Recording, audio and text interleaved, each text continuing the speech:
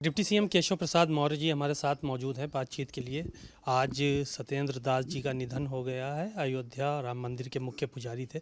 Sir, बड़ी दुखद समाचार मिला है, आज उनका निधन हो गया है, क्या तौर से आज का दिन श्री राम जन्मभूमि आंदोलन से जुड़े हुए समस्त राम भक्तों, कारसेवकों और श्री राम लला के मुख्य पुजारी पूज्य सत्येंद्र दास जी महाराज के जो भक्त लोग हैं, उनके परिजन लोग हैं, उनके लिए दुख का दिन है।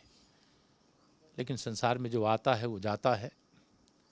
सबसे बड़ी बात यह है कि 6 दिसंबर 1992 को वह कारसेवक के रूप में रामलला के जन्मस्थान पर मौजूद थे और आज जब 12 फरवरी 2025 माघी पूर्णिमा है, तब वह भगवान श्री रामलला के चरणों की ओर प्रस्थान कर गए हैं।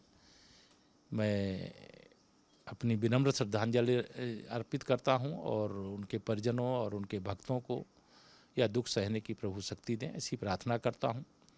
मुझे बहुत बार उनका श्री रामलला के जन्मस्थान पर भी आशीर्वाद मिला, जब भगवान रामलला टेंट पर भी थे, उस समय भी मिला जब रामलला अस्थाई मंदिर पर विराजमान थे, और अब रामलला अपने भव्य जो मंदिर में विराजमान है वहाँ पर भी उन्होंने आशीर्वाद दिया और सदा मतलब उन्होंने भारतीय संस्कृति को बल प्रदान करने के लिए लगातार बहुत स्पष्टता से अपने विचारों को रखने का काम किया। आज उनका निधन हुआ है, ये एक बड़ी क्षति है। इसकी भरपाई तो बहुत मुश्किल है, लेकिन भगवान की लीला अपरंपार है। हमें पूरा विश्वास है कि उनकी लीला से वह फिर भगवान की सेवा के लिए समर्पित होंगे। एक सवाल ये था, आज माघी पूर्णिमा का दिन है, करोड़ों की संख्या में लोग स्नान करने के लिए पहुंचे हैं, अमृत स्नान में शामिल होने के लिए।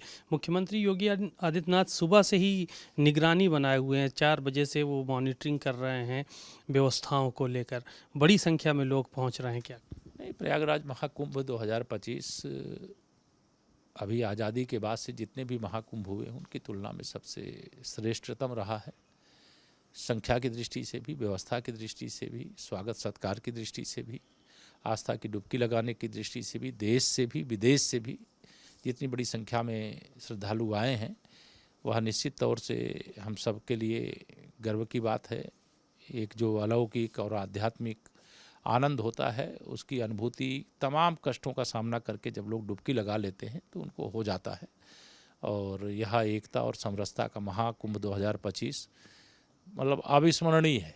आज माघी पूर्णिमा है और माघ का महीना ही महाकुंभ हो चाहे माघ मेला हो, उसमें सबसे महत्वपूर्ण माना जाता है। इसी समय लोग डुबकी लगाने को सबसे श्रेष्ठ मानते हैं। वैसे महाकुंभ मेला 26 फरवरी महाशिवरात्रि तक है, लेकिन आज से वहाँ कल्पवासी भी जो हैं वह भी प्रस्थान करेंगे, क्योंकि उनका 1 माह का जो अनुष्ठान होता है वो पूरा हुआ है। जो भक्तगण आए हैं, संतगण आए हैं, श्रद्धालु आए हैं, उनका सबका स्वागत करते हैं और उनकी यात्रा सफल हो, जो मनोरथ है वो पूर्ण हो, इसी भगवान से प्रार्थना। एक आखिरी सवाल ये था कि अखिलेश यादव लगातार कुंभ में अव्यवस्थाओं का जिक्र कर रहे हैं, मौनी अमावस्या से लेकर और बसों के जो है वो जाम जो लगा हुआ है उस तक का जिक्र कर रहे हैं कि सड़कें जाम है, व्यवस्था नहीं दे पा रही सरकार। उनको महाकुंभ को लेकर के जो स्वागत करना चाहिए वो स्वागत कर नहीं सकते हैं। उनके कार्यकाल की असफलता उनको याद आती होगी और उस समय लोगों में इतना उत्साह नहीं था जितना उत्साह वर्तमान महाकुंभ को लेकर के है। जितनी बड़ी संख्या में वर्तमान महाकुंभ में लोग आस्था की डुबकी लगाने के लिए आ रहे हैं, उस समय नहीं आए थे। वो लगातार अनावश्यक टिप्पणियां करते रहे। श्रद्धालुओं में कैसे एक माहौल खराब हो जाए, उनका आना कैसे रुक जाए, उन डुबकी लगाते समय कोई घटना दुर्घटना कैसे हो जाए, शायद वो यही कामना करते थे। लेकिन मुझे पूरा विश्वास है कि त्रिवेणी मैया की कृपा से यह जो महाकुंभ 2025 है वह एक ऐतिहासिक हो गया है। और आज माघी पूर्णिमा के दिन ही मुझे उम्मीद है कि जो आंकड़ा 40 से 50 करोड़ के बीच का था, उसके आसपास हम लोग पहुंचेंगे। और अभी भी बहुत बड़ी संख्या में लोग आने के लिए तैयार बैठे हैं और जो आएंगे उनका स्वागत है। और लेकिन मैं इतना ज़रूर कहूँगा श्री अखिलेश यादव जी से, राजनीति करने के लिए बहुत मुद्दे हैं, महाकुंभ पर राजनीति ना करें, ये बहुत घटिया आचरण है, ऐसा आचरण शोभा नहीं देता। धन्यवाद। आपने डिप्टी सीएम केशव प्रसाद मौर्य जी को सुना, बहुत सारी बातें उन्होंने कही। कैमरामैन अरविंद कुमार पासवान के साथ सीमाब नकवी, भारत समाचार, लखनऊ।